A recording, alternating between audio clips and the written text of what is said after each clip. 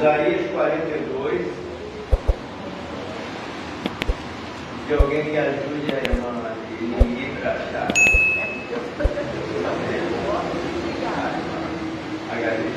Vamos lá, então, ler o texto. Surdos ouvi, vós cegos, abri os olhos para que possais ver. Quem é cego, senão meu servo, ou surdo como mensageiro que vi? Quem é cego como meu amigo e cego como servo do Senhor? Tu vês muitas coisas, mas não dás atenção a elas. Embora tenhas ouvidos abertos, nada ouves. Que Deus abençoe essa palavra que acabamos de ler em nossos corações. Amém? Amém. Amado Deus, mais uma vez te buscamos e te pedimos a unção para este momento escuro, quando a tua palavra há de ser pregada e anunciada aos corações ouvintes. Abençoe os que estão a nos acompanhar pelas redes sociais, sejam tocados, ó Deus, pela tua palavra através do teu Espírito. E os que aqui estão presentes também sintam a mesma coisa, vinda de ti. Oramos e agradecemos, em nome de Jesus. Amém. Sentai, meus irmãos. Falando nesta manhã sobre ouvir a palavra de Deus, por que não dizer ouvir o grito santo de Deus? Há uma expressão bastante usual que diz ganhar no grito. Alguém já ouviu essa palavra, ganhar no grito. Muito usada isso. Em nosso país, essa vitória se consolidou, ou seja, ganhar no grito, se consolidou no dia 7 de setembro. Quem estudou história sabe disso. 7 de setembro, às margens do rio Ipiranga, no ano de 1822. O grito dado por Dom Pedro I naquela ocasião foi independência ou morte. Mas o primeiro grito que ocorreu no planeta não veio do homem, e sim de Deus. Adão, onde estás? Gênesis capítulo 3, versículo 9. A Bíblia fala de muitos outros gritos, como por exemplo, Caim, onde está o teu irmão Abel? Gênesis capítulo 4, versículo 9.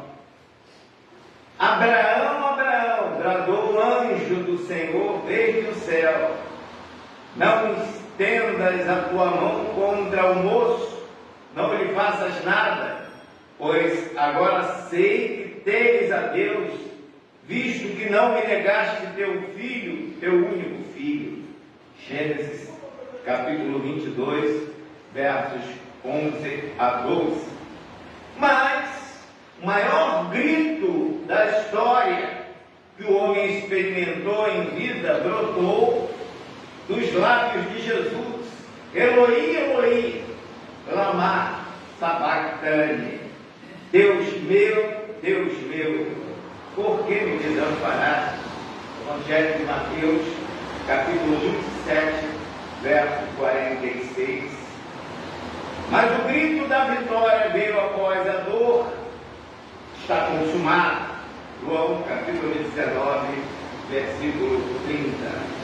Estamos diante de um texto produzido aproximadamente 7 séculos antes do nascimento de Jesus Cristo. Texto este proferido pelo profeta Isaías, o homem de Deus, que Deus convocou para levar uma mensagem especial às pessoas do seu tempo. Homem que Deus selecionou para transmitir ao povo da sua época o seu grito. Lemos nos versículos 14 e 15 do capítulo 42 que Deus estava em silêncio, calado completamente, contido em si mesmo, observando do céu o comportamento do povo, da geração de Isaías. Deus olhava para o povo e viu os seus caminhos errados, seu pecado, o distanciamento gradativo do povo diante da sua pessoa.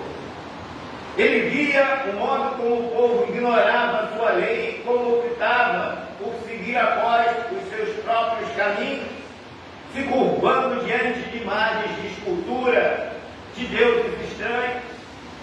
O povo se prostrava diante desses deuses, que têm boca, mas não falam, têm olhos, mas não veem, têm mãos, mas não operam, pés, mas não correm para agir e socorrer pessoas. Deus via o povo se conformando com o pecado e se atolando cada vez mais no lamaçal da idolatria, da corrupção, do pecado, de desgraça e de miséria. Deus apenas olhava todas estas coisas em silêncio, conhecendo aquilo que a Bíblia nos revela como sendo natureza de Deus, o Deus da justiça, de amor, de compaixão, o Deus que se envolve com o seu povo, se mistura emocionalmente com ele. Haveríamos de descobrir que ele não se conteria, ele não suportaria por muito tempo apenas observar o seu povo que ele criou, obra das suas mãos, conforme nos diz o livro de Gênesis. Ele não suportaria ver o seu povo caminhando passo a passo para a perdição e continuar em silêncio. Por isso ele diz para o seu povo: por muito tempo estive em silêncio, me contive, mas agora darei gritos como a que está de parto, arfando e arquejando. Isaías capítulo 42, versículo 14. Deus começa a gritar, a lançar os seus gritos através da sua igreja, através dos seus profetas. Esses gritos têm chegado aos confins do mundo. Deus começa a gritar um grito de protesto à situação de miséria do seu povo. Assim como o mundo está gritando contra o terror, contra a poluição, contra a fome e a miséria, contra a violência, contra a corrupção, Deus começa a gritar contra a miséria espiritual. O seu grito de protesto é pelo distanciamento do povo, da sua palavra, do seu grito. E esse grito é contra o pecado. Como explicar a ação de pessoas carentes, seres espirituais com fome e sede do Deus vivo, recorrendo a fontes escusas para saciarem a sua fome e a sua sede? Deus começa a gritar, vem dos seus gritos, se dirige àquelas pessoas como se elas estivessem surdas, privadas da faculdade da audição, que ignorassem a sua palavra. E ele diz no verso 18: surdos, ouvi, e vós cegos, olhai, para que possais ver, para que possais enxergar. Como Deus é amoroso para conosco, mesmo chafurdado nas misérias do pecado, Deus ainda olha para cada um de nós com grande amor. Olhai para que possais ver, para que possais enxergar. Gostaria de enfatizar nesta oportunidade a faculdade auditiva e espiritual do homem. Todo homem precisa ao mesmo tempo ser ouvido e ouvir. Faremos sobre ouvir em três dimensões distintas. Primeiro, a dimensão da capacidade. Depois nós vamos falar sobre a dimensão da necessidade e a dimensão do testemunho ou da graça. A dimensão da capacidade. Todos os homens necessitam ser ouvidos. Nós gostamos que as pessoas nos ouçam.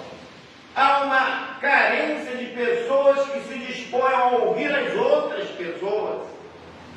na era dos computadores, notebooks, tablets, smartphones, as pessoas estão cada vez mais isoladas umas das outras. Ninguém ouve mais alguém, o contato agora é só por mensagens escritas e objetivas.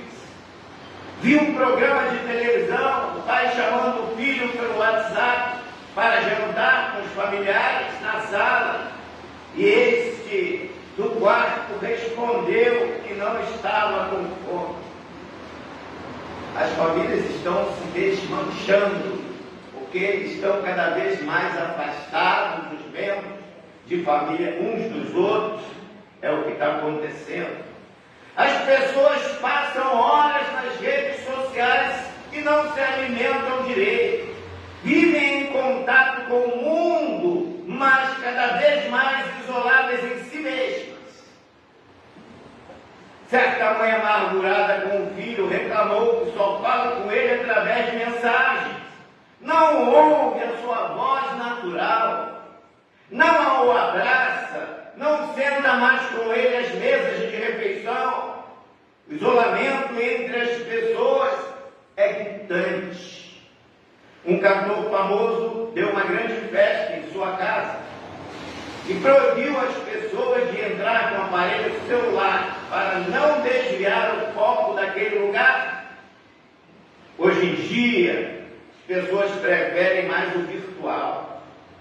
Amizades virtuais, namoros virtuais, brinquedos virtuais, o que é mais triste, cultos virtuais. Alguém aperta um botão e aparece o pregador virtual, o regente virtual, o coral virtual e os obreiros virtuais. No mundo da virtualidade não há lugar para o Espírito Santo, para a comunhão.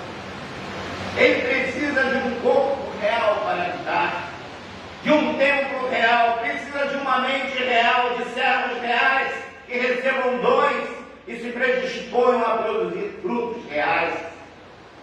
Imagine quanta coisa há no seu coração, na sua vida, que você gostaria de compartilhar com um amigo, com uma pessoa próxima, alguém que parasse durante alguns instantes para ouvi-lo, que lhe desse ouvido. Ouvir é uma necessidade nossa, queremos que as pessoas nos ouçam. Desejamos compartilhar nossa vida com outros, porém, parece que à medida em que as mudanças se aceleram, a evolução chega e o progresso se torna uma realidade, as pessoas ficam cada vez mais distantes umas das outras.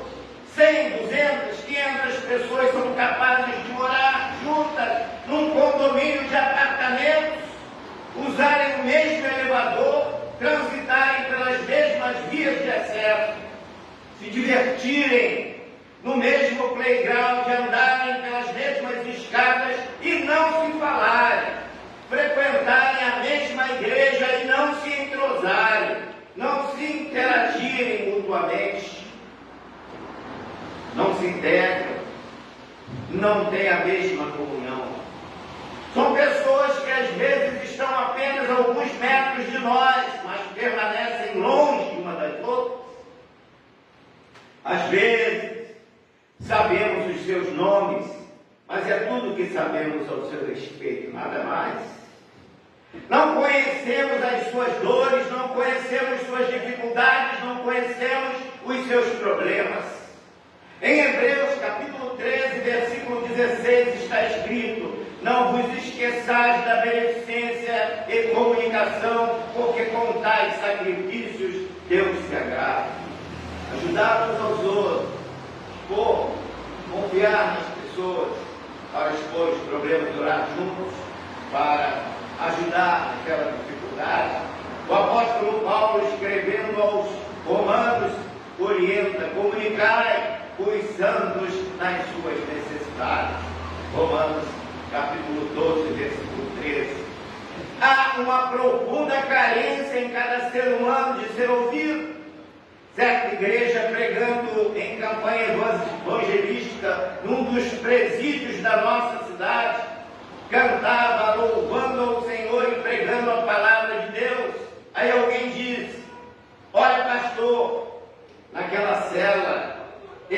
existe uma pessoa que está sozinha. Ela não fala com ninguém, não responde quando alguém lhe faz uma pergunta ou lhe chama. Recebe o seu alimento com o rosto virado para o outro lado. Ninguém consegue se comunicar com ela. Quando entregamos alguma coisa escrita, ela amassa o bilhete antes de ler, joga fora. Pastor, e os irmãos foram então falar com aquela pessoa que permanecia ausente e desinteressada pelo que ouvia. Nada respondia. Incrível como há pessoas que nos ouvem sem nos responder, ouvem a nossa voz, mas não têm coragem, não têm capacidade de responder. Aquele jovem lá na prisão era uma dessas pessoas. Falavam, perguntavam, pregavam, anunciando as boas novas de salvação, mas ele ficava em silêncio no seu canto.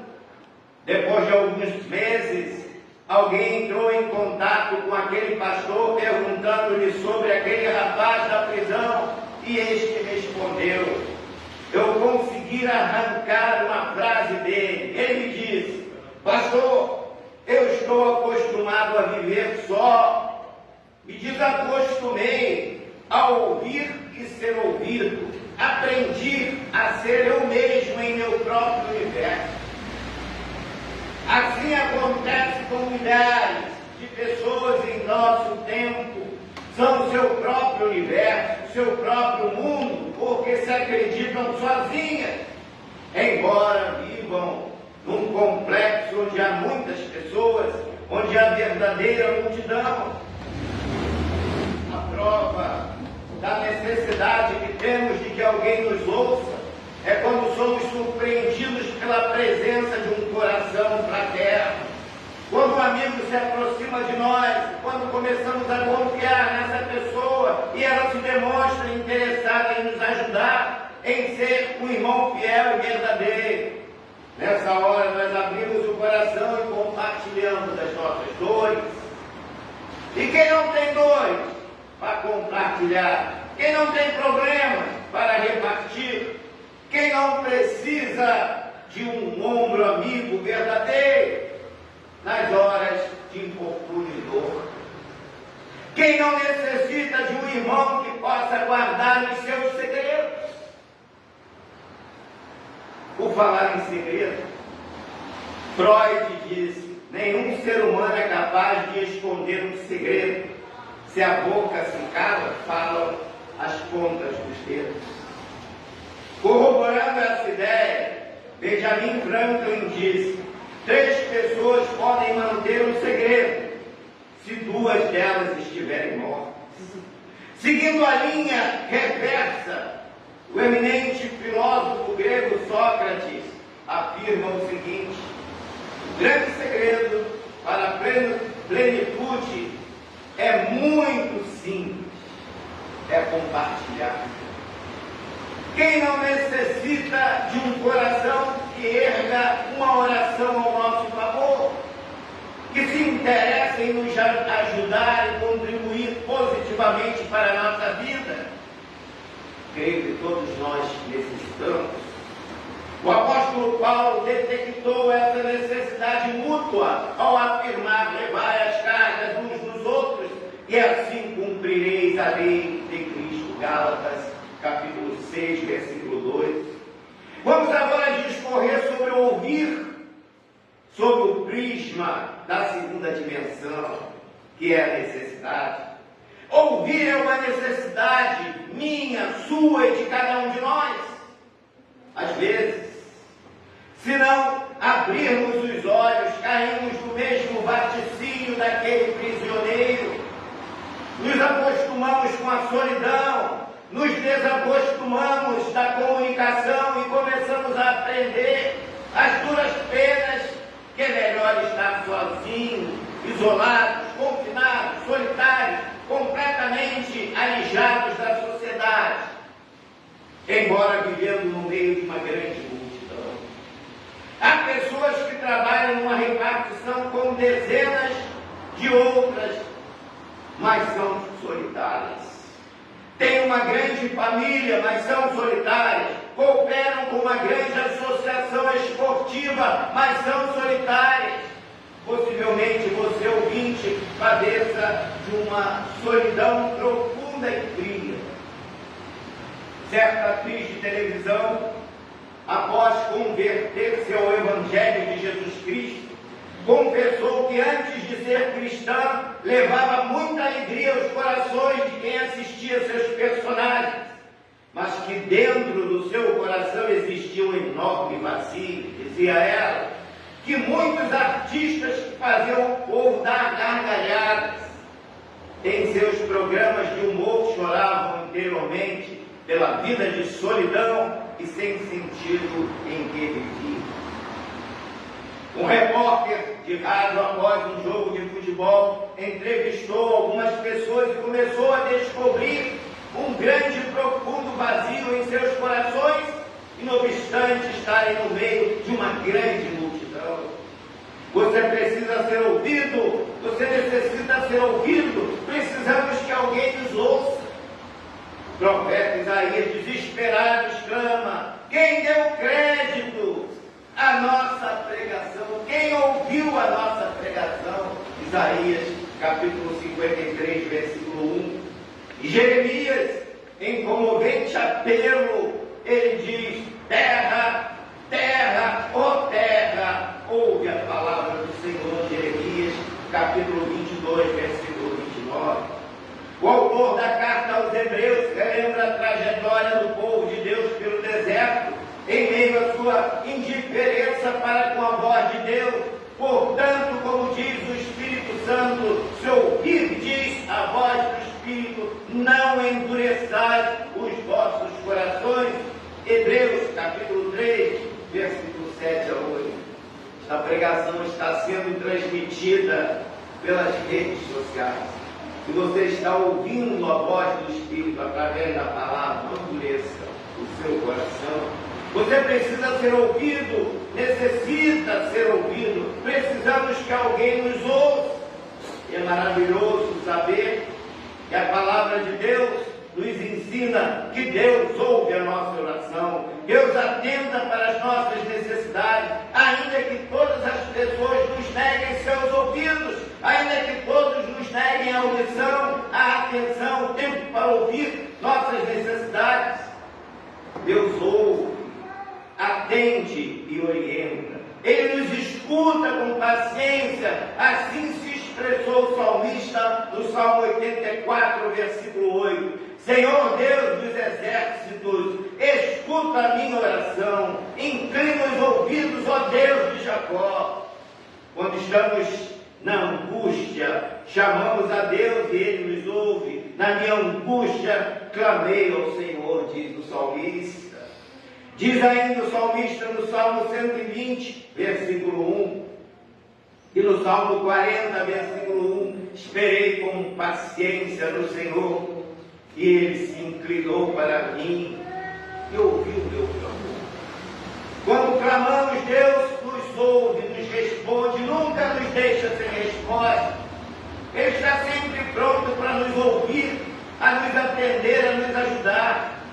Nele você pode confiar, para Ele você pode abrir o seu coração, seja qual for o seu problema, seja qual for a dimensão da confusão em que você se meteu, você pode abrir o seu coração para Deus.